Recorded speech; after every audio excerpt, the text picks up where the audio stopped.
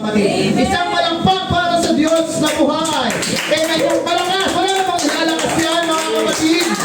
Hallelujah! Let's clap for joy because Jesus is here, mga kapatid. Hallelujah! Let us celebrate palagi, mga kapatid, the moment na tayo po ay nagkakaroon ng fellowship. Hallelujah! And napakabuti po ng ating Panginoong Diyos. Hindi lang po sa akin, maging sa inyo, mga kapatid ko. Bagaman tayo po ay kulang sa bilang, but I know that God has the reason. God has the purpose kung bakit po nangyayari ang mga bagay na ito. Amen. Hallelujah. But before we start, mga kapatid, let us bow our heads. Tayo humiling sa ating Panginoon na tayo po ay gabayan sa ating pong tatalakayin ngayong umagang ito, mga kapatid. Lord Jesus, maraming salamat po, Panginoon, sa iyong biyaya at katapatan. Purihin ka at luwalhatiin, Panginoon, sa iyong kaharian. And Lord, narito po kami, Panginoon, inyong mga anak, nandito po sa iyong bahay panambana, upang kami po ay matuto, Lord, at magkaroon ng kaunawaan, Panginoon, sa inyong mga salita. And Lord, narito po ang inyong abang lingkod. Gamitin mo lamang po ako bilang daluyan ng inyong presensya.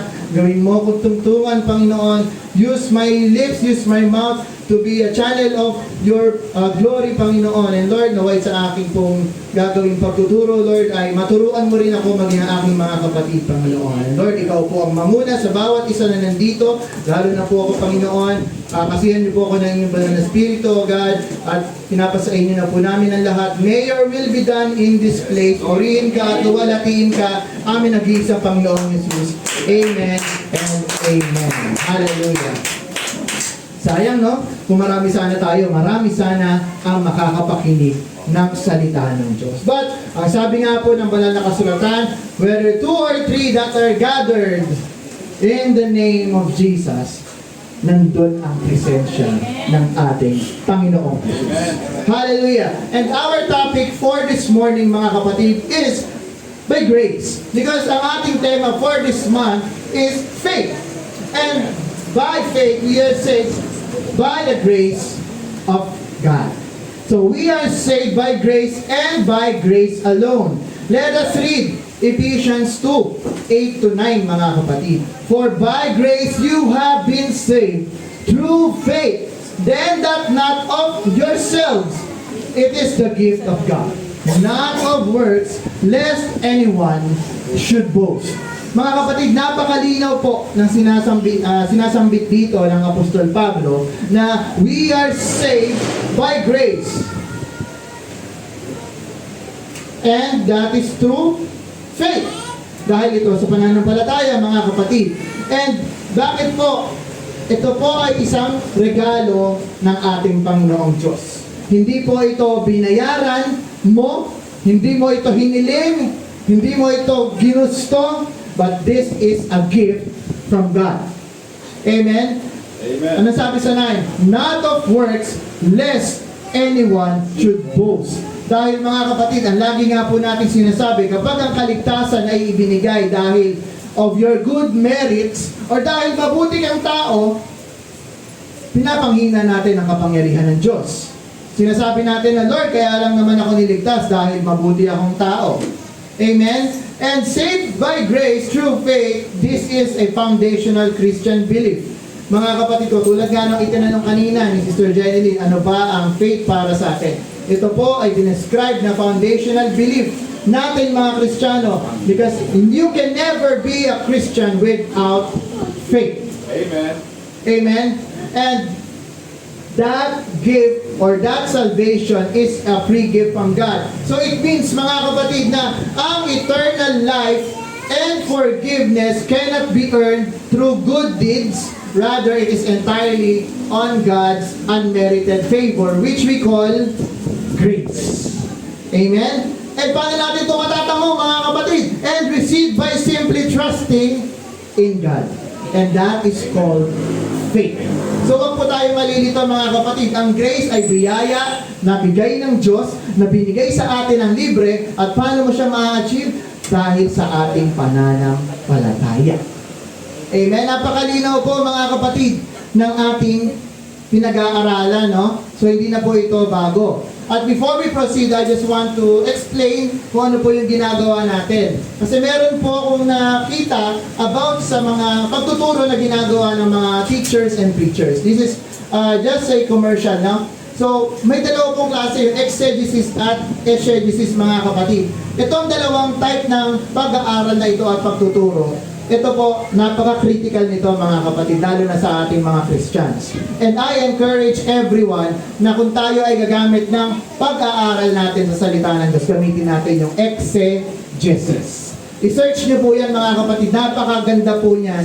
Dahil ang ibig sabihin ng exegesis ay kayo po ay hinahayaan nyo na mangusap ang Panginoong Jesus sa pamamagitan ng Word of God. Amen? Ano naman po, Kuya Mix, yung exegesis? Ito naman po ay meron ka ng paniniwala but pinipilit mo na iayon iyon sa pamamagitan ng mga supporting verses na kinukuha mo para patunayan yung belief mo. Malinaw po sa atin mga kapatid, no? Na marami po ngayon kasi maraming Kristiyano ang nadadaya dahil most of the teachers, most of the preachers, meron silang point na gusto nilang i-point out. So kaya ang ginagawa nila, they are selecting verses just to support their argument. Amen? But tayo po dito sa Life Gospel Apostolic Church, ang ating paninindigan, tayo lamang po ay maniniwala sa Word of God alone, which is si Jesus. Wala po tayong sasandigan na any denomination or any organization na made by man. We will only just be under Jesus. Yes, amen. Amen. Hindi naman po na sinisiraan natin yung ibang mga religion or denomination. Sabi nga ng ating Panginoon Diyos, hindi kayo maliligtas sa religion. Ang ikaliligtas natin, si Jesus lang. Yes, amen. And that is through grace, by faith, through Jesus. And not by grace of kung sino mang religion dyan o sino man denomination dyan para kayo maligtas. Kaya laki ko ang wina-warning sa inyo mga kapatid. Pag meron ang kasabing church na sila lang ang ligtas, na sila lang ang tama, matakot kayo dahil hindi sila totoo. Amen. Dahil tanging mga naniniwala lamang sa Panginoong Jesus ang maliligtas at hindi sa kung anumang grupo o kung anumang tao o sino mang leader na magaling dyan na lumalabas. Kaya marami po Kristiyano ang madadaya. Amen? So kaya po tayo mga kapatid, binigyan tayo ng wisdom ng ating Panginoong Diyos to understand things. Sige, balik po tayo mga kapatid. So the three core elements ng verse na ito sa Ephesians 2:8-9, first one is salvation. Amen? Nabanggit po doon yung salvation. And salvation po, it means that being saved from the penalty of sin, which is, ano po ang penalty ng sin? It's spiritual death. Tayo po ay namatay, tulad po ng nangyari kina Eva at Adan. Kasi ang sabi po ni Satanas, ng ahas, kikainin mo lang yan. Hindi ka naman mamamatay eh. Well, may tama po si Satan. Kaso napakagaling niya mag-twist ng mga salita. Ang hindi po nalaman nila Eva at Adan, hindi yung physical bodies nila yung namatay, but yung spiritual nila. Amen? Nawala ang espiritu na galing sa Diyos na ibinigay sa kanila nung sila ay nilikha ng ating Panginoong Diyos. At yun po ang ibinabalik ng Diyos nung tayo po ay kanyang niligtas. At remember mga kapatid, wala kang binayaran nung binalik ng Diyos yung kaligtasan sa iyo. Amen? Number 2, grace. What is grace? Grace is God's undeserved kindness and favor. Grabe ang ating Panginoong Diyos, no? Napakabuti niya. Because it is a gift, it cannot be bought. Hindi po siya kayang bilihin, bayaran, o pagtrabahuhan ng kahit na sino. Ganyan po ang biyaya ng Diyos. Yes, amen. Hallelujah. And then what is faith, mga kapatid? Faith is trusting and believing in what Jesus Christ accomplished through His death and resurrection. Ito po yung ating paniniwala. Yung pagsandig natin sa ating Panginoong Jesus, natitiwala tayo na siya ay tunay na Diyos dahil siya ay namatay at nabuhay namang muli. Amen. Yan po yung nagiging foundation natin sa ating paniniwala bilang mga Kristiyano. At sabi nga, di ba sa verse, kalimutan ko na yung verse, pero sabi, kung ang Panginoong Hesus daw ay hindi nabuhay namang muli, baliwala ang ating pananampalataya. But because Jesus Christ has risen from the dead, tayo po ay nagkaroon ng pag-asa at kaligtasan na galing sa Kanya. Napakabuti po ng ating Diyos, no? Palakpakan po natin ang ating Panginoong Hesus because He deserves the highest praise that we could ever give Him, mga kapatid. And question, what if we are not saved by grace? Paano yun pag hindi tayo naligtas ng grace? What if salvation depended on how good we are? Diba? Kung ang pagliligtas lang ng ating sarili, ganun pala ang pagliligtas, kailangan mong sumunod sa batas, kailangan mong magampanan ang utos ng Diyos bago ka maligtas. What if every mistake na magagawa natin, kailangan mong pagbayaran? Because the wages of sin is death. Eh paano mo yun? Pag binayaran mo ang kasalanan mo, wala ka na. One time bayad ka na, patay ka na. Because kamatayan po ang bayad sa kasalanan. And no man can ever pay for his sins. Kasi pag binayaran mo yan, diretso ka na doon sa impyerno. Kasi makasalanan ka eh. And you deserve it because you are a sinner. Hindi po natin pwedeng sabihin na, Lord, bakit mo naman ako pinarusahan? Wala naman akong ginawa. No! Everyone is a sinner. Everyone has fallen short of the glory of God, mga kapatid. Wala man lang nakarating doon because tayo talaga ay mga makasalanan. Amen? And every sin na magagawa natin, kailangan nating ayusin. Di ba? Bago tayo maligtas kung walang grace. No? And imagine, bilang isang Kristiyano, you are trying to prove na worthy ka sa Panginoon. Kasi marami pong ganyang mga Kristiyano ngayon. They are always trying to prove na, Lord, I deserve your salvation. Lord, ito, nakadamit ako ng maayos. Lord, gumagawa ko, I'm ministering, I'm healing the sick for you. Ito, nagpipreach ako ng Word of God. I deserve you. Mga kapatid, ang ating Panginoong Diyos, pinipili niya ang mga hindi karapat-dapat. Amen. Hindi mo pwedeng sabihin sa sarili mo na you need to be qualified for you to be called. God calls the unqualified. Amen. Hallelujah. Ganyan po mamili ang ating Diyos. And that's how His grace works, mga kapatid. Kaya ang dami pong nagsasabi, lalo na yung mga maikitid ang pag-iisip, ang unfair daw ng ating Panginoon. Hindi siya unfair, mga kapatid. Sa inyo lang yun, sa kanya lang yun, sa pag-iisip lang nila yun, dahil sa kanilang pag-iisip, sila ay may agenda sa buhay nila. Na they want to live their life as their own. Ayaw nilang magpasakop sa ating Panginoong Diyos. Kaya ang tingin nila, bakit ako hindi binigyan ng kaligtasan? Ang unfair mong Diyos ka. But God selects whoever He wants to save. Amen. Wala po tayong magagawa kung ayaw piliin ng Diyos ang ibang tao. But what we can do bilang mga Christians is to spread the gospel, share His Word, because yan po yung Great Commission na ibinigay ng ating Panginoong Jesus bago siya umakyat sa langit. Amen? Yan po yung dapat natin gawin. Pero yung mga taong gusto niyang iligtas, wala po tayong say doon. Kung sinong gusto niyang iligtas, yon ang iniligtas niya. Nabalitaan niyo yung pumatay sa rider? So tingin niyo, mapapatawad ba ng siya ng Diyos? Pwede. Diba? Sa ating mga tao, gigil na gigil tayo, diba? Kasi yung pinatay niya, isang taong lumalaban ng patas. Isang taong nagtatrabaho ng marangal para sa pamilya. Eh, itong isang to, halang nakaluluwa, killer. But can God's power not change him? Mga kapatid kong Kristiyano, yan po ang tanong sa atin ng Panginoong Diyos. Would you turn the other cheek? Kasi napakahirap eh. Minsan nagiging blinded tayo, clouded tayo ng ating pag-iisip bilang tao. Kasi naisip ko rin po yan eh. Sige, bugbugin natin siya. Oo, sige, patayin natin din siya. He deserves death. But, yun ba ay kagustuhan ng Diyos?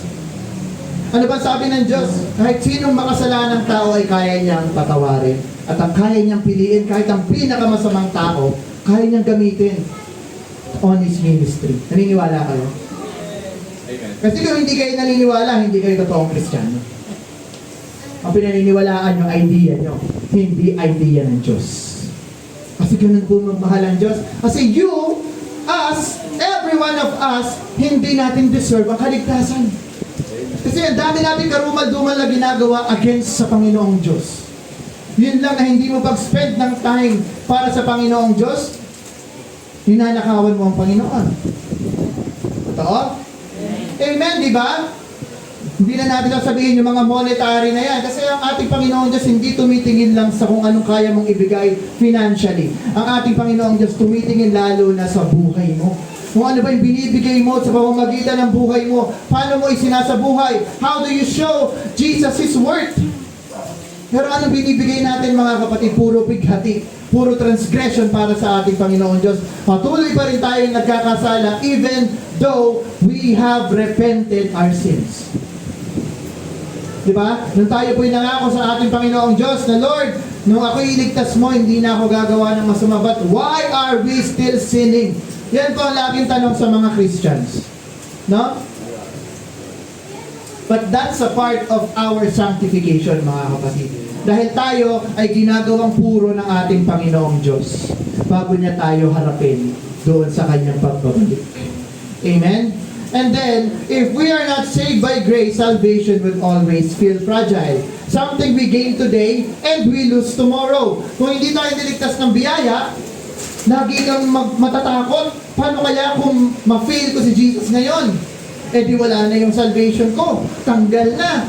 Bagsak na ako. So parang every day is a test kung wala pong grace ang ating Panginoon Diyos. Kung baylo tayo, kasi isang beses mo lang, hindi masunod ang batas, isa ka ng makasalanan.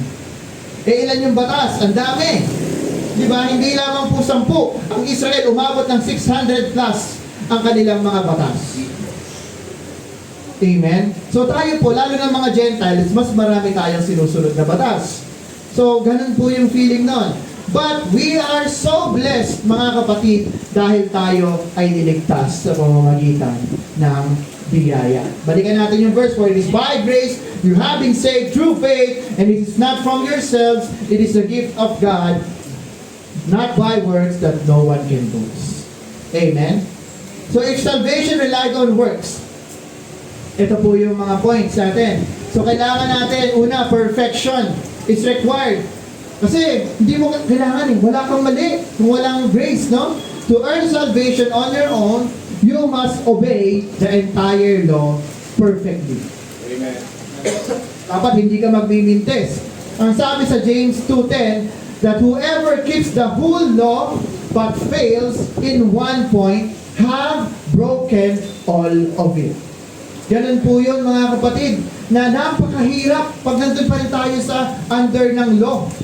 No? Siguradong walang maliligtas dahil wala po ang tumutupad at nakakasunod sa ating Panginoong Diyos. 100%. And then no one measures up. Romans 3:23. All have sinned and fall short of the glory of God. Since everyone makes mistakes, mga kapatid, no one could achieve salvation purely through their own righteousness. Amen? Wala pong taong kayang magligtas ng sarili. So grace, it means salvation is a gift and not a reward. Lagi niyong isipin yan mga kapatid. Ito ay regalong inaalok ng ating Panginoong Diyos. Hindi ito gantimpala sa iyo dahil naging mabait ka. Amen? Kahit masama kang tao, pwede kang bigyan ng ating Panginoong Diyos ng kaligtasan. Amen. Ino-offer niya ito sa lahat. Oh, gusto mo? Ayoko niyan, Lord. Kasi, pag naging Christian ako, bawal na akong gumala every Sunday. Amen. Bawal na akong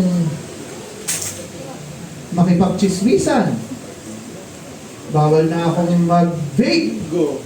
Ay, Kuya Vince, masama pala yung vape. Opo! Kasi minsan nakala ng mga kabataan, cool! Wow, vape! Yeah! Hindi po yan mabuti. Kasi anything na you use to intoxicate the human body, which is the temple of God, it is bad. Amen. Kasi marami akala kasi ng mga tao ngayon, what's normal is good. No! Dapat bilang Kristiyano, we need to be holy. Yes, hallelujah. We need to be set apart from this world. Amen. Sayang, wala yung mga kabataan eh. At ayaw na ayaw kong makakita at makakarinig na kabataang nagbe-vape, no? Ang saya-saya. Good. Yeah. Cool ako! Vape lang! Hindi naman to sigarilyo eh. E-cigarette. Huwag natin baliktarin at i-twist ang tama at mali. Kahit ang mga LGBTQ, nasabihin nila, wala naman kami ginagawang masama. Ang pag-decide mo pa lang na ikaw ay isang babae, pero ikaw ay katawang lalaki, yun ay kasamaan. Amen. Alam niyo ba na yun ay tinatawag na abomination, karumal-dumal. Amen. Kasi sa isip, ganun po ang pagkakasala mga kapatid. Ang kasalanan, hindi yan dahil ang ginawa mo. It is just the way you think. Ganyan po ang kasalanan. Sabi po ng Bible, di ba? Kapag ikaw ay napuot sa iyong kapwa, ano sabi? Pinatay mo na siya. Kapag ikaw ay tumingin ng malaswa sa iyong kapwa ng opposite sex or even the same sex, ikaw ay nakakasala ng pangangalunya. Ganyan po ang kasalanan. Pag baylo, kailangan mo siyang magawa in action. Amen? Pero pag itong by grace, since we are receiving salvation by grace, reminder lang ha, ang dali po ng kaligtasan, pero ang dali rin magkasala. Amen. Kaya, mahirap po, kahit na tayo ay saved by grace, pero kailangan natin mabuhay ng tapat at righteous sa harap ng ating Diyos. Amen. Hallelujah. So, sabi po dito, God demonstrates His own love for us in this. While we were still sinners, Christ died for us. Sabi po yan sa Romans 5:8. Nang tayo mga kasalanan pa, namatay ang ating Panginoong Jesus para sa atin, para sa akin, para sa iyo. Diba? Isipin mo, siya ang Diyos na pinakamakapangyarihan sa lahat, ngunit siya ay nag-sacrifice para sa ating lahat. Amen? And what the Bible actually teaches, mga kapatid, that grace is a free gift. Ang sabi nga, yung sa kanina natin binasa sa Ephesians 2:8-9, na ito ay libre lang, hindi siya by works, so para walang magyayabang. Pangalawa, it is justified freely. Libre kayong pinawalang sala ng ating Panginoong Diyos. Sabi sa Romans 3:24, just that we are justified freely by His grace through the redemption that came from Christ Jesus. Wala pong ibang source of redemption. Hindi po si Santo, hindi po si Santa makakapagligtas sa atin, but only Jesus Christ. Diba? Kaya ang sabi ko po mga kapatid, hindi kung sino mang relihiyon, kung sino mang grupo dyan, kung sino mang pastor, kung sino mang tao, ang makakapagligtas sa mga tao, but only Jesus Christ alone. Hallelujah. And then, the third one is the role of works. So, Christians are not saved by good works, but for good works. Magkaiba po kasi. Tingnan niyo yung salita.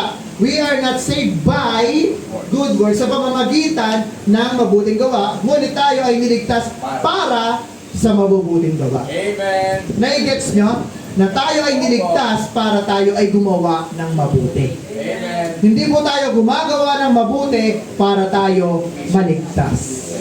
Sabi yan sa Ephesians 2:10, that we are created in Christ to do good works, which God prepared in advance for us to do. Good works are the natural result of faith, Amen. not because of salvation.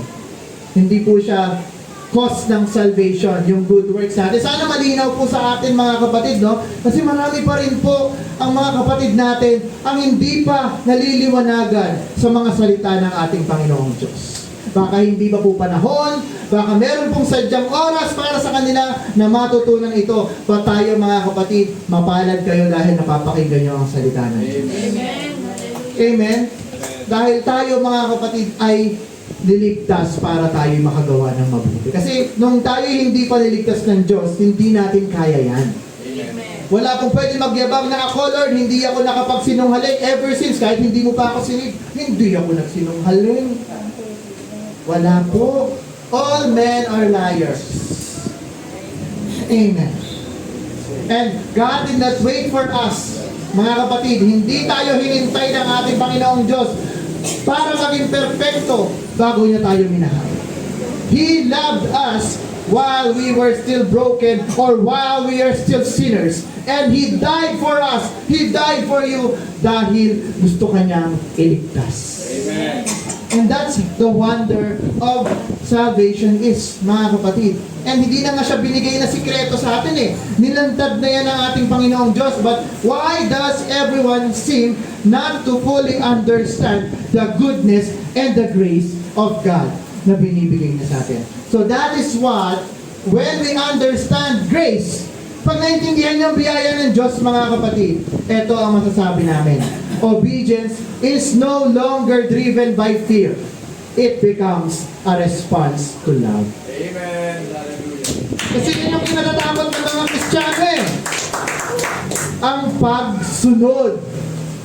Yan, kaya ang dami nababansag ang mga rebelde. Rebelde ka, hindi ka masunurin. Suwail. Amen? But if you are truly saved by God, yung obedience na nasa iyo, kusa mo siyang gagawin dahil mahal mo ang Diyos. Yes. Amen. Hallelujah. Amen? Obedience will be an act of love, an act of worship, hindi dahil sa ayaw mong mapunta sa impyerno. Maraming mga tao, mga nasa labas, lalakasan natin, no? Akala nila na kapag sila'y sumunod sa ating Panginoong Diyos, ng pagsunod na kahit masama sa kalooban nila, sila'y ligtas. Mali! Ang ating Panginoong Diyos gusto, sumusunod ang kanyang mga anak dahil mahal niya ang Panginoon. Amen. Hallelujah. Mabuti po ba ang sumamba tuwing linggo? Amen. Mabuti po ba umattend every prayer meeting? Amen. Bakit yung iba hindi kayang gawin? Mga kapatid, wala na nga din yung option ng sacrifice. It is just obedience. Mas mahirap pa kung kukunan ka pa ng Panginoong Diyos na sige, umattend ka, pero sige, tatanggalan kita ng pamasahe, maglakad ka. Can you still go? Amen. O kaya online na lang. Sobrang tamad pa. Online, wala pang data. Kung wala kang pang data, maglakad ka mapunta dito. Amen. Amen. Huwag nating idahilan ang mga bagay-bagay just to justify ourselves. Yan po kasi ang sakit ng tao eh. We are using every excuses, every alibi, pero hindi natin naiintindihan ang kapangyarihan ng Diyos sa buhay natin. Na He can provide everything you need. Kahit anong kailanganin mo, dahil ibigay sa iyo ng Diyos. Magtapat ka lang. Sumunod ka lang sa Kanya. Amen. At hindi tayo sumusunod dahil may gusto tayong makuha. Amen? Dapat malinaw po sa atin na sumusunod tayo dahil love natin si Jesus. Amen. Hallelujah. Ganyan po ang totoong Kristiyano. Ganyan ang totoong nagmamahal sa Diyos. Amen. Na kahit mahirap, na kahit na hindi na kaya, tuloy-tuloy pa din. Laban pa din. Para kay Lord. Para kay Jesus. Diba? Kahit may sakit, babangon at babangon. Kasi ano ba naman tong sakit na to kumpara sa kaligtasang natamo ko? Yes. Amen. Hallelujah. Ano ba naman tong kakulangan ko ng pera? Eh, mas mayaman pa ang tatay ko sa langit kaysa sa sino mang mayaman dito sa mundo. Amen. Ang kayamanan hindi nasusukat sa financial, mga kapatid. Ito'y nasusukat sa iyong pananampalataya sa Diyos. Ang pinakamayamang mga tao doon sa langit, sila yung mas may pinakamalalaking pananampalataya sa ating Panginoon. Na kahit gaano kahirap ang buhay nila dito sa mundong ito, puno ng trials, tuloy lang, push lang. Diba? Pray until something happens. Kahit na walang mangyari, push lang. Ganon ang mga Kristiyano. Laban lang ng laban. Because we have God, we have Jesus backing us up. Amen. Hallelujah. Ganon po ang ating Panginoon. And then speaking of obedience, siguro naisip nyo, eh sabi po sa Bible, no? Obedience is better than sacrifice. No? Sabi din sa 1 Samuel 15:22. So Samuel said, "Has the Lord as great delight in burnt offerings and sacrifices, as in obeying the voice of the Lord? Behold, to obey is better than sacrifice, and to heed the fat of rams." Ito po mga kapatid, bibigyan ko kayo ng insight sa kaibahan ng obedience at ng sacrifice. Amen? So una, true submission versus custom. Ang sacrifice is giving God something you want to give. Ang sakripisyo, gusto mo magbigay sa Diyos. Lord, ito, bibigay ko sa iyo itong alay ko, itong pera ko. Yan. Pero, dahil mali yung motibo natin, we attempt to make up for a wrong. Kaya ka pala magbibigay kasi naka-receive ka pala ng bribe. Kunyari sa gobyerno ka, no? Naka-receive ka pala ng suhol. Para doon, nakakonsensya ako. Ito, bibigyan kita malaki. 1M para sa simbahan. Woo! Tuwan-tuwa naman si Pastor. Yes! Ang bait talaga ng kapatid natin ito, nagbigay 1M. Pinapangalandakan pa, no? But minsan mga kapatid, kung sino pa yung mga nagpo-proclaim na yan, sila yung mga mali ang motibo ang puso. Amen.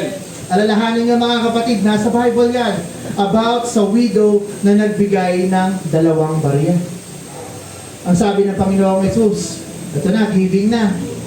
Kaya rin, nandiyan na yung basket, no? Sabi ni Jesus, tinan niyo yung nagbibigay. Ito yung una. Lord, ang laki ng binigay, no? Siguro 10,000. Laki! Woo! As yung sumunod, tinan niyo yung sumunod. Isang babae, siguro gulagulanit na yung damit.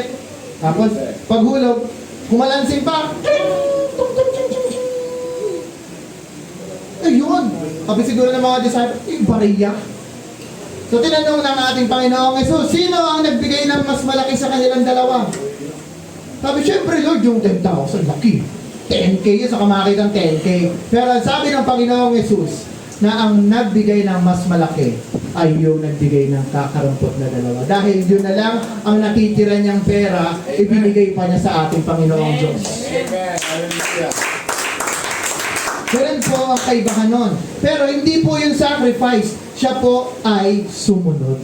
Dahil alam niyang mabuti ang magbigay, siya ay nagbigay. Madalas kasi pag-sacrifice, pang sarili mo lang. Dapat maalam po tayo, no? Ang obedience para sa Diyos, ang sacrifice ang nakikinabang dyan, sarili mo. Although sinasabi mo, sacrifice mo yan para sa Lord, but kung hindi naman yan hinihingi ng Panginoon, nonsense kahit ibigay mo yan. Mas gugustuhin ng Diyos na sumunod ka sa Kanya. And then next is the condition of the heart. So, outward religious rituals. Ano ba yung mga religious rituals na ginagawa? Ayan, yung mga pag-attend natin sa church, yung mga pagbibigay natin ng alay natin sa ating Panginoon. It has no value if the individual harbors a rebellious or stubborn heart. Amen. Naniniwala kayo mga kapatid? Na kahit nagbigay ka dyan ng sobrang malaking halaga, ngunit hindi naman siya bukal sa iyong kalooban, huwag ka na lang magbigay. Amen. O kaya, nagme-minister ka dito, pinapagawa ka ng mga gawain ng pang-church, pero sa loob ng puso mo, bakit ako na naman? Huwag ka na lang tumayo. Amen. Dahil hindi po gusto ng ating Panginoon Diyos ang kondisyon ng puso mo. Meron nga po akong napagtanungan, nalaman na paano po pag ang isang tao nagbigay ng kanyang ikapo? Ha? Pero masama sa kalooban.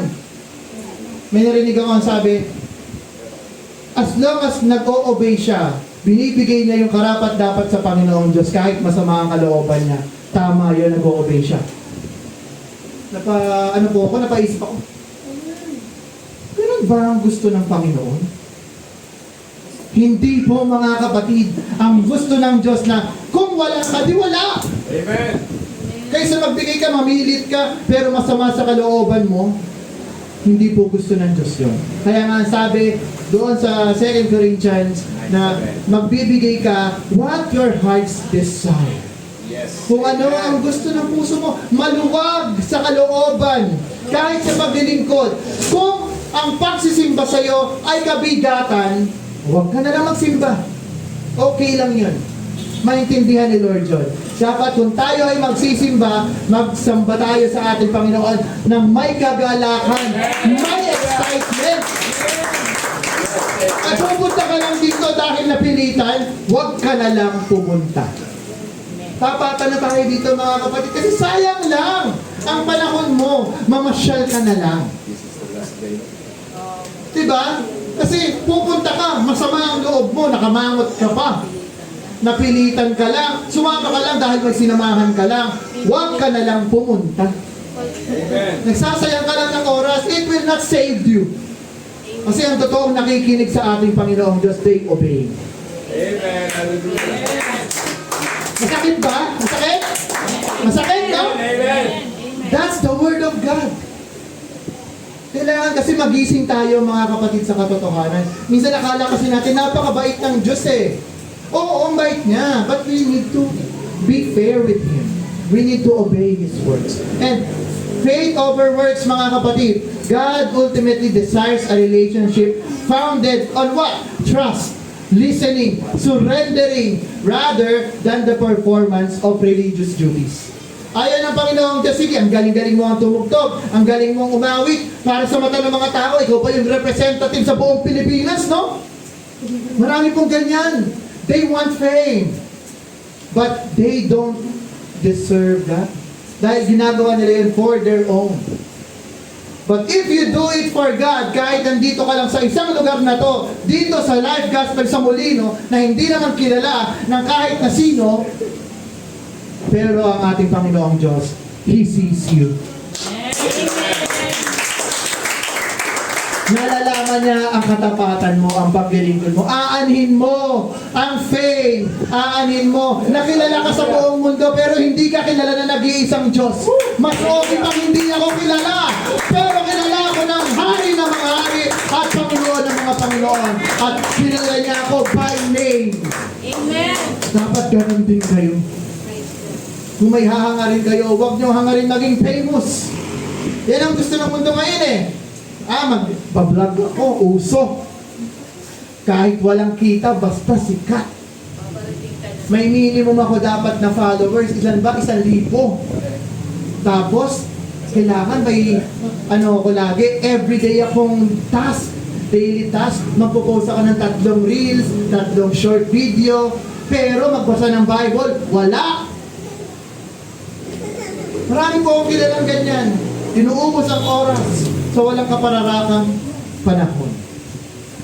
Di ba?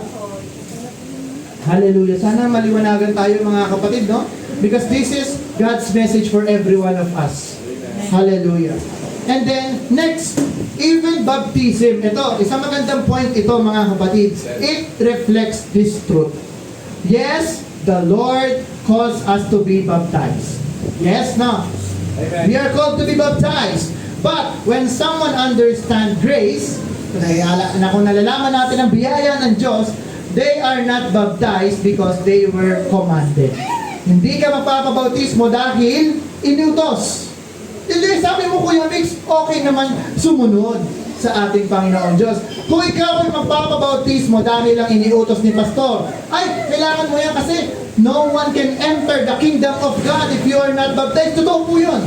But, ito po, ang tanong, yung thief sa cross, nabautismohan? Yung kasama ni Jesus, yung nasa kanan niya?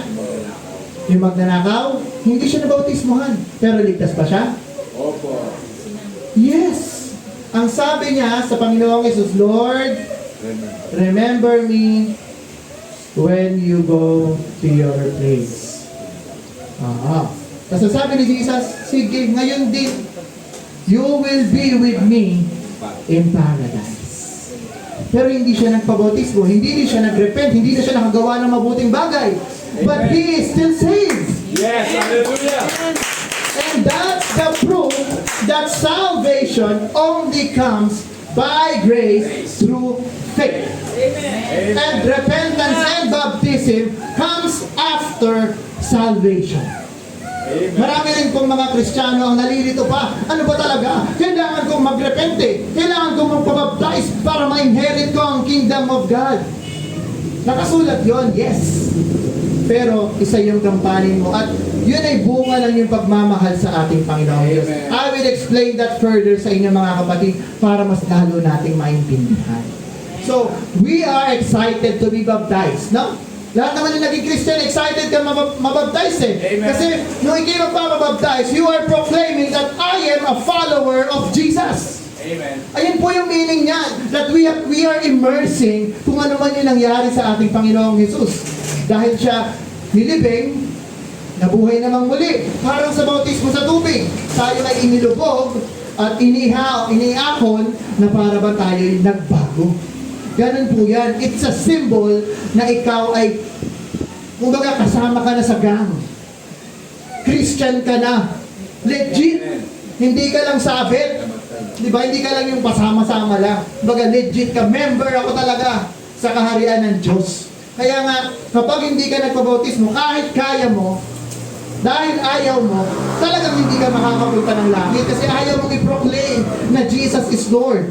Amen. Yun po yun. Kaya, sabi nila, talagang kailangan magpabaptize.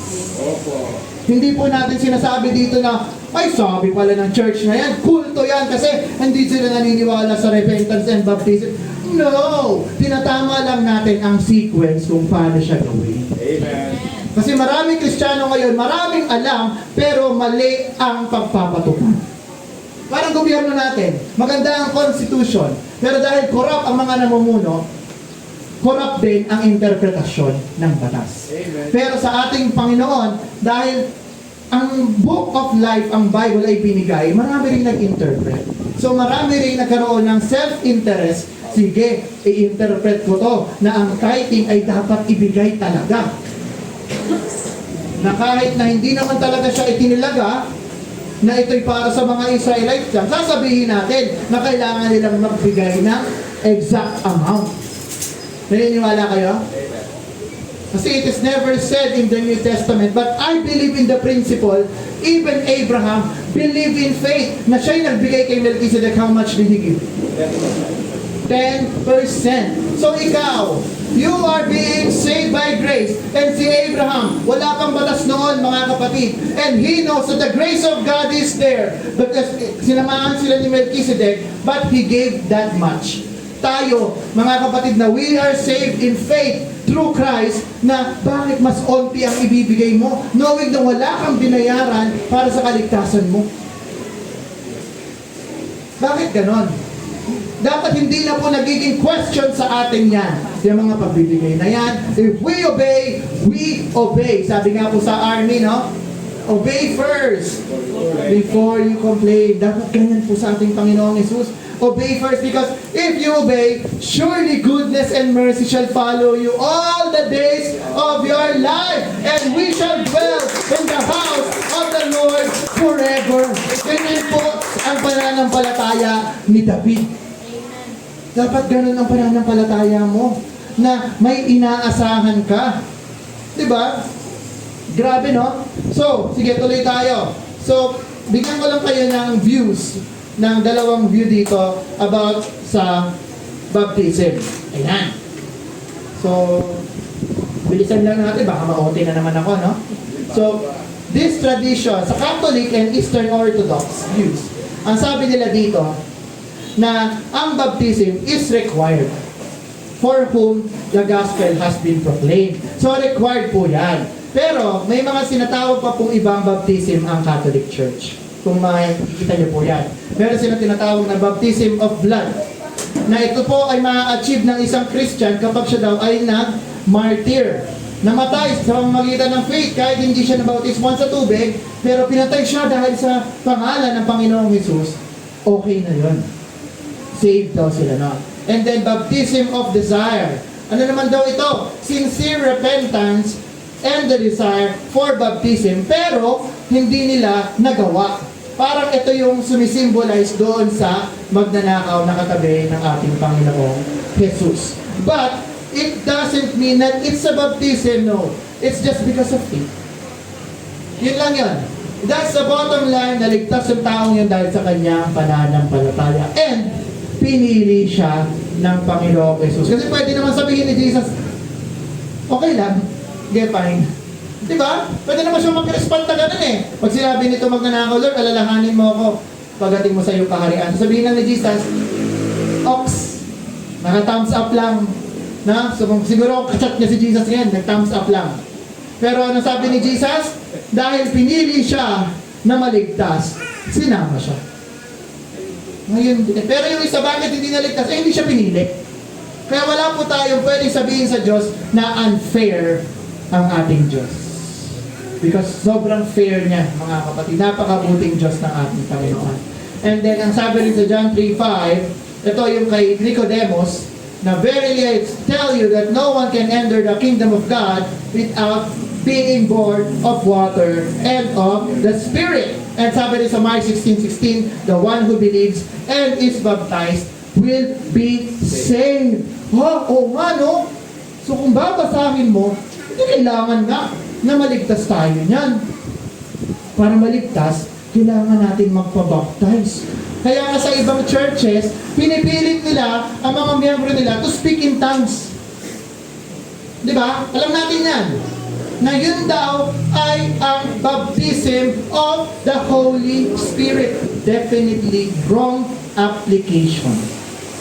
Ang speaking in tongues, ilang beses na po namin inuulit-ulit, it is a gift from God. Amen. Hindi po siya requirement for salvation. Kahit ang isang tao hindi makapag-speak in tongue, maliligtas pa rin yan. Opo. Niniwala kayo? Amen. Totoo po yun. But, bakit ano ito sinasabi na the one who believes and is baptized will be saved? Yes, kapag ikaw ligtas ka na, siyempre, maniniwala ka na. Ligtas ka na eh. Bukas na yung isip mo. At dahil naniwala ka na, magpapabautismo ka na. Diba? Totoo eh. Hindi naman dahil kailangan nyong maligtas bago kayo maligtas. You need to believe. You need to be baptized for you to be saved. No! Maling aplikasyon ng salita ng ating Panginoong Diyos. Kaya marami pa rin pong mga Kristiyano hindi lumalago. Kasi mali ang pagkakaalam sa salita ng ating Panginoong Diyos. Amen? Ganun po yan. At ano naman po ang view ng mga Protestant? Siguro, tayo to. No? Ang sabi dito, sa Protestant, ang evangelical view natin, we teach salvation is by grace. No? And receive through faith alone. And that adding baptism as a requirement undermines. Parang minamaliit natin yung finished work na ginawa ng ating Panginoon sa cross. Kung magiging requirement yung baptism. Amen? Nai-gets nyo? So, ang ginawa ng sample dyan is yung thief on the cross. So, totoo talaga na tayo ay niligtas lamang by grace through faith. And then, ang key verses natin, syempre, yung favorite natin ngayon, yung Ephesians 2:8-9. Amen. Dahil wala nga po tayo pwedeng maipagyabang sa ating Panginoong Diyos. And then, we were therefore buried through Him, or with Him, through baptism. Yan po yung symbolism ng baptism. Into death, in order that just as Christ was raised from the dead, we may live a new life. Yan po ang sabi sa Romans 6:4. Amen? And ang baptism, hindi lamang po ito pagsunod, but it is also acknowledging the finished work of Jesus Christ on the cross. Dahil natapos na, ang sabi nga po, wala nang maidaragdag pa sa ginawa ng ating Panginoong Diyos doon sa krus ng Kalbaryo. Wala ka nang pwedeng sabihin na, ito Lord, mas magandang suggestion. Lord, suggestion ko, mas maliligtas kami kung then wala. Finish na yon. At perfect yon. Wala nang pwedeng idagdag at wala rin pwedeng ibawas. Amen. Amen? So, this is why baptism is being celebrated with excitement. Because it is not what we have done for God, but it is what God has done for us. And just to quote, when grace becomes real, obedience is no longer a burden. Amen. It becomes worship. Yes, amen. Amen. Palakpakan po natin ang ating Panginoon.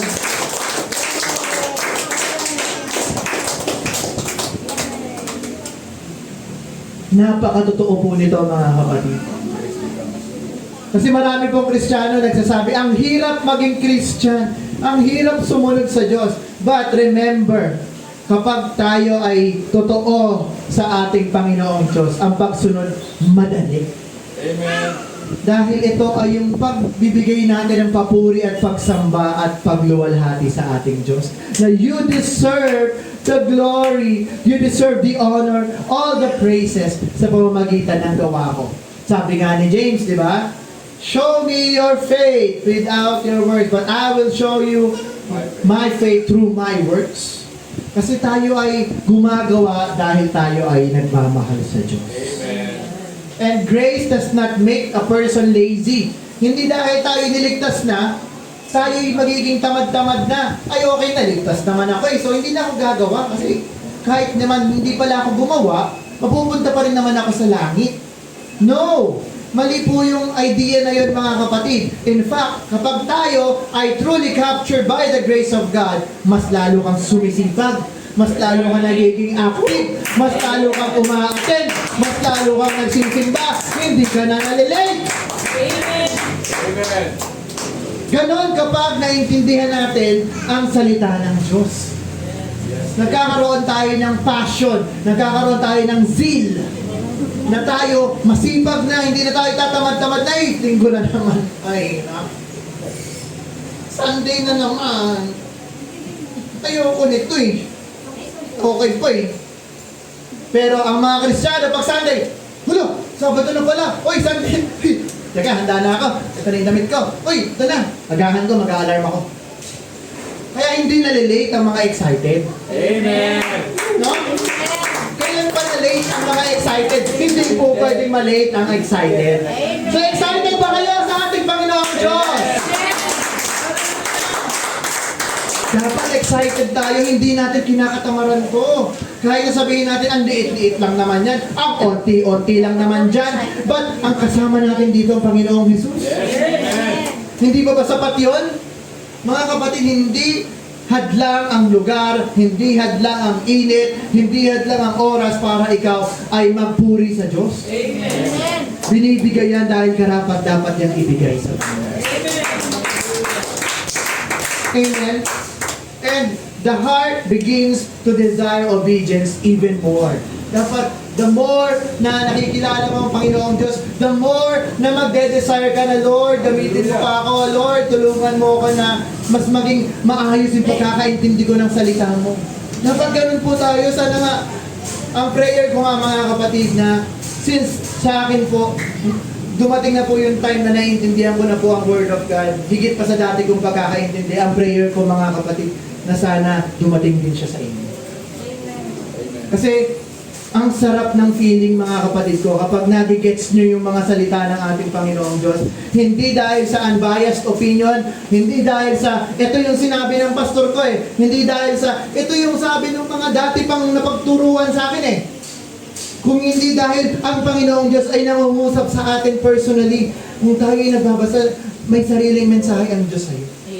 And Jesus uses people like pastors, teachers, evangelists. Kaya nga niya binigay yan eh, to strengthen your faith. Kaya lagi tayo ugaliing makinig sa mga anak na, mga leaders natin, sa mga ginagamit ng ating Panginoong Diyos, dahil hindi sila nandito para magpasikat lang, hindi dahil sila nandito para ipakita lang na matalino. Hindi po. Ito po ay ginagawa ng mga lingkod ng Diyos para sa Panginoong Diyos, para sa kanilang kapatid.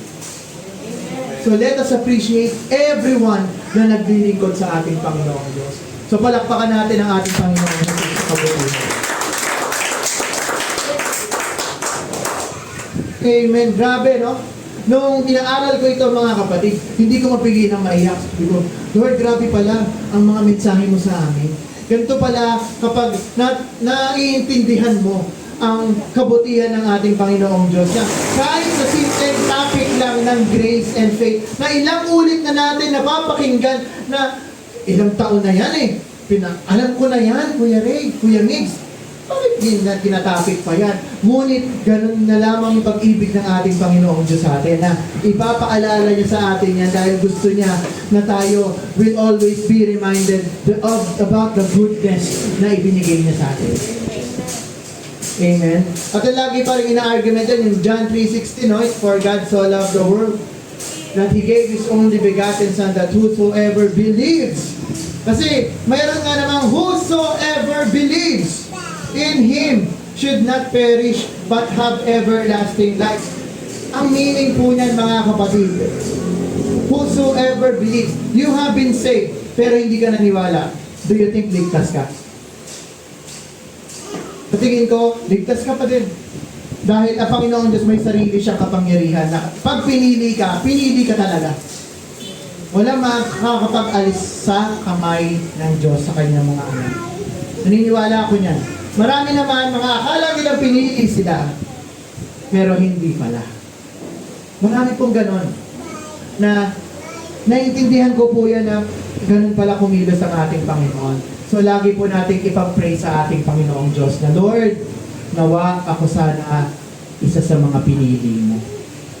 Ako sana ang kasama sa kaharian. Di ba? Kasi tayo mga tao, how sure are you for your salvation? Sure ka na ba? Naligtas ka? Yan po yung laging tanong sa mga Christian. Sure ka na ba? Langit ka? Ang sagot dyan, tanging ang Diyos lang ang nakakaalam ng buhay ko. Kasi ikaw, di mo alam kung ano mangyayari sa buhay mo Tatalikod ka ba? Magpapatuloy ka ba? Pero kung pinili ka na ng Panginoong Diyos, at doon ka talaga rooted, at doon ka talaga pupunta, kahit anong mangyari sa buhay mo, doon at doon ka pupunta patungo sa kaligtasan. Kasama ng Panginoon. Kasi ganun po yun Kasi sa iba, ang akala nila, nawawala ang kaligtasan. Na kapag hindi ka sumunod, papalitan ka na lang ng iba. Ito, mas magaling to Naglingkod ng maayos to Ito ang pipiliin ko. Mas mapapakinabangan ko sa langit to. Pero iba po mag-isip ang Diyos. Hindi po natin kaya ang isip ng Panginoon. Nang pinipili niya kung sinong gusto niya. Kahit sinong pinakakarumal-dumal dyan. Ito, anak ko to Bakit? May say ka ba? Wala. Diba? Isipin na lang natin mga kapatid yung prodigal son. Naalala niyo si prodigal son? Naalala niyo si eldest son? Kasi minsan ng mga Kristiyano, para tayo si eldest son na, Lord, or Ama, lagi naman akong nandito kasama mo. Naglilingkod ako. Pinagsilbihan kita buong buhay ko. Pero ni isang pista, hindi mo ako pinag-celebrate, Lord, Ama ko. Pero yung anak mo na yan, yung pasaway na yan, umalis, kinuha na yung yaman natin, kalahati ng mana, tapos bumalik-balik, tinanggap mo na naman, pinaghanda mo pa. Minsan ganyan tayo mag-isip Pag may nakikita tayong Kristiyano na nanunumbalik, o kaya masasamang tao, na Lord, this person doesn't deserve your salvation. Mali po yun. Dapat maawa tayo sa kahit sino mang tao. Kahit kriminal yan, kahit agano man yan kasama, ipag-pray natin kahabagan nawa sila ng Panginoon. Dahil hindi natin alam, malay mo pinili pala sila bago sila mawala. Diba? Magtitiwala sila sa Panginoong Diyos. Amen po? Amen.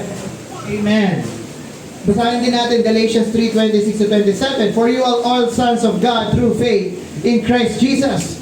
For as many of you were baptized into Christ, have put on Christ. Ayan. So nung tayo po ay binautismuhan na sa pangalan ng ating Panginoong Jesus, iba na po ang ating damit. Yung dati nating pagkatao, wala na. Wash away na. Nalubog na yon nung binaptize ka. Nung pagbangon mo, bago na yon. At sino na po yung suot-suot natin? Si Jesus na. Diba? And we are crucified with Christ. Kaya nga po yun ang symbolism ng baptism. Na tayo ay kasama ng namatay ni Kristo doon sa krus. Dahil siya yung nagbayad sa kasalanan natin. And now, we are living with Christ at si Jesus na yung buhay natin. Amen. Dapat maliwanag na po yan. And what shall we say then? Ito naman, tanong. Kung tayo ba ay niligtas na, dapat na lang ba tayo magpabanjing-banjing? O dapat magsipag pa tayo? Yan. So So sabi, what shall we say then? Shall we go on sinning? Magkakasala pa ba kami? So that grace may increase, para yung biyaya mas lumaki pa. By no means, sabi ni Pablo, we are those who have died to sin. How can we live it in any longer? Namatay tayo dahil sa kasalanan, tapos dahil alam mong ligtas ka, gagawa ka pa rin ng kasalanan. Napakamaling idea. Dapat, when we are saved, we sin less and less. Paunti na ng paunti ang kasalanan natin. Sabi din sa Romans 6:14, for sin shall no longer be your master, because you are not under the law, but under grace. Amen? So dapat hindi na po talaga tayo nabubuhay sa kasalanan. And grace does not encourage sin. Grace transforms the heart. When we truly understand what Christ has did for us, we do not say, since God forgives me, gagawin ko lahat. Mabuhay na ako ng karnal. Yan po kasi yung paniniwala ng iba. Ng mga naniniwala sa hyper grace doctrine. Yung mga once saved, always saved. Which, that is a true doctrine. Totoo po yun, that once you are saved, you're always saved. That is true. No denying it, mga kapatid. But, once you are saved, hindi ka na dapat na-i-incline sa kasalanan. That once you are saved, dapat incline ka na to do good works. Ganun po ang tunay na ligtas. If someone professes that they are Christians, but they live their lives carnally, yung makasalanan pa din. Ibig sabihin, hindi talaga sila niligtas ng Diyos. Kasi nakikita yan sa gawa sa manifestation. Kung ikaw ay totoo, makikita ang katotohanan sa buhay mo. Ganun yun. Because we are a reflection of God's light. Amen po? Amen. Hallelujah. No, wala. Hello. Ayan. So, reflection po tayo ng ilaw ng Diyos. Kung ang Diyos natin ay mabuti, dapat tayo ay mabuti. Hello. Mahina ito. Ayun, malakas pala. So, dapat kung ano ang Panginoon natin, ganun din tayo. So, no slave is greater than his master. Amen?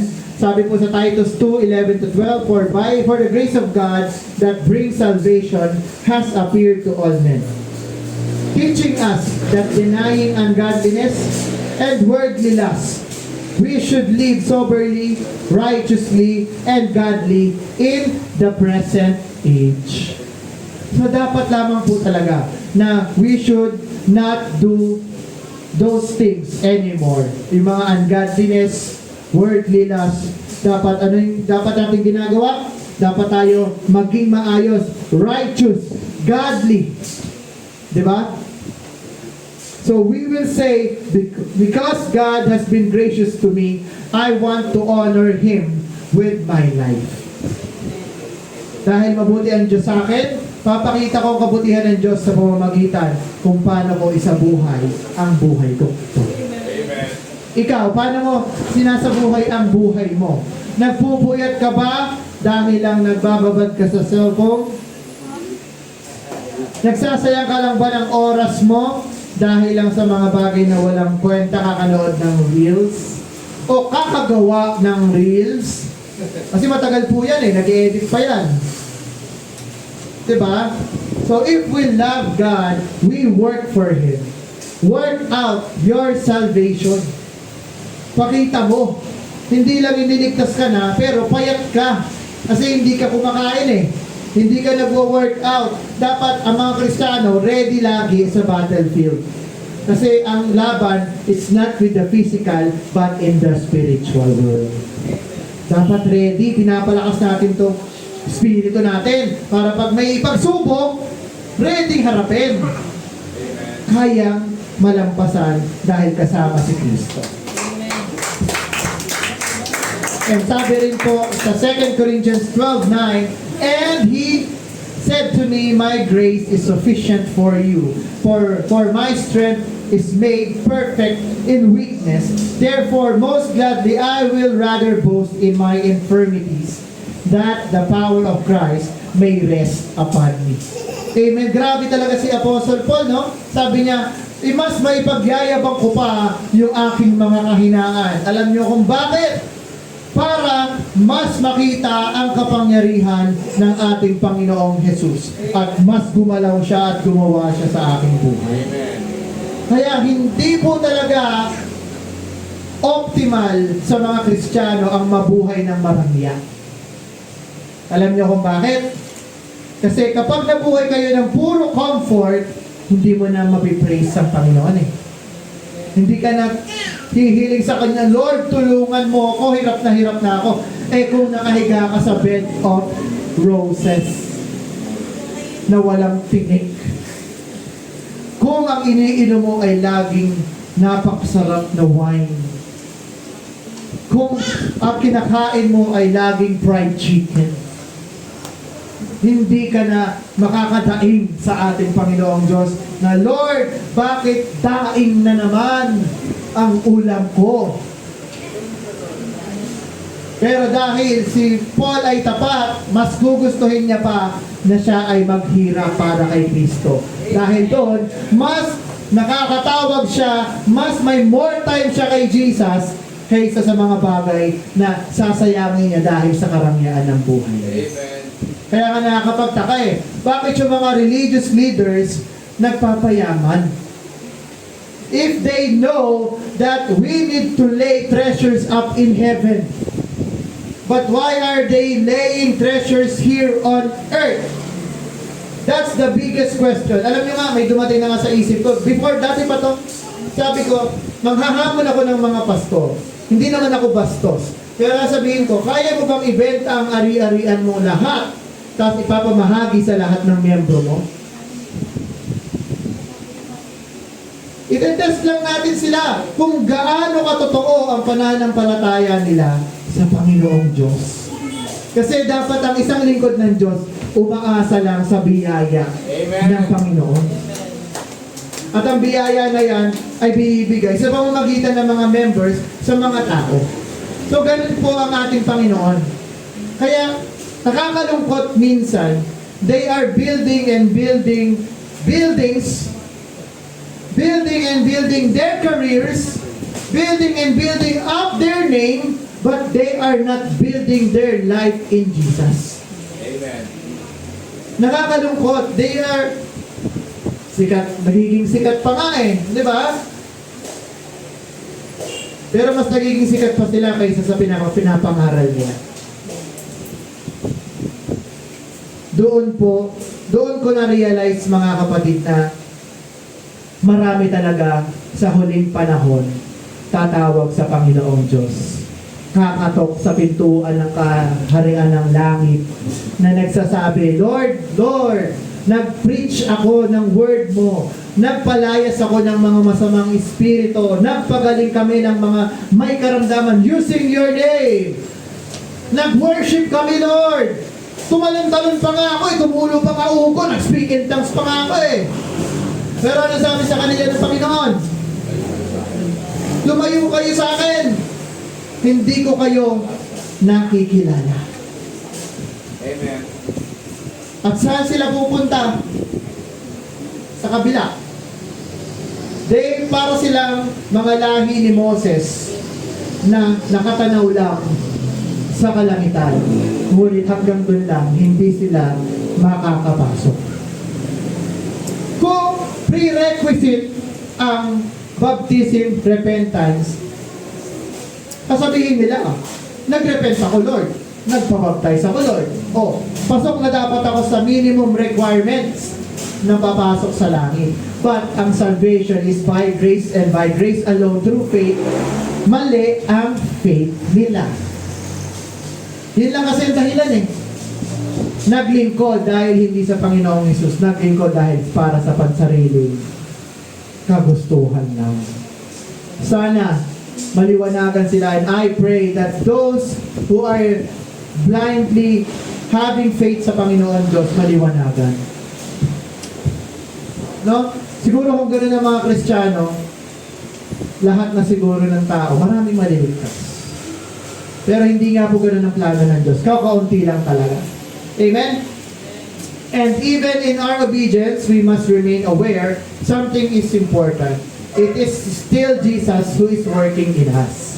Amen? Our transformation is not something we can take credit for. Ang desire to obey, the strength to follow God, the change that is happening in our hearts, mga kapatid, it all comes from Jesus. Hindi yan dahil sa ating gawa. Sabi nga sa Ezekiel 36:26, I will give you a new heart and put a new spirit within you. I will take the heart of stone of your flesh and give you a heart of flesh. Amen.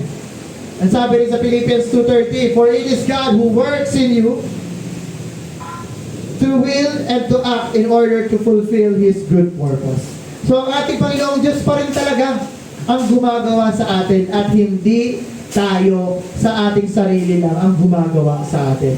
It is Christ who lives in me, sabi nga ni Paul, that works. Amen? And this is why there is no room for pride in the Christian life. Dapat bilang Kristiyano, wala na po yung pride sa atin. Ang ating obedience, it's not something we can boast about. Yung mga masunurin dito, wag niyo dapat ipagyayabang na masunurin kayo sa Diyos. Everything is still grace. Amen? It is still the work of God. Let the one who boasts in the Lord. And when we obey, when we grow, when we follow Christ more faithfully, we do not say, tingnan nyo, ang bait ko na. But we say, tingnan nyo, ang ginawa ng Diyos sa buhay ko. Binago niya ako. Siya talaga ang nagbago ng aking pananaw sa buhay, yung practice ko sa buhay. Tanging ang Panginoong Diyos lang. And sa aking conclusion, mga kapatid, all the glory belongs to Jesus. All the honor belongs to Jesus. Because of salvation, from salvation to transformation, and from transformation to obedience, it has always been grace from beginning to end. Praise the Lord. To God be the glory always. Purihin natin ang ating Panginoon Diyos. Tayo po'y tumayo at tayo dudulog sa ating Panginoon.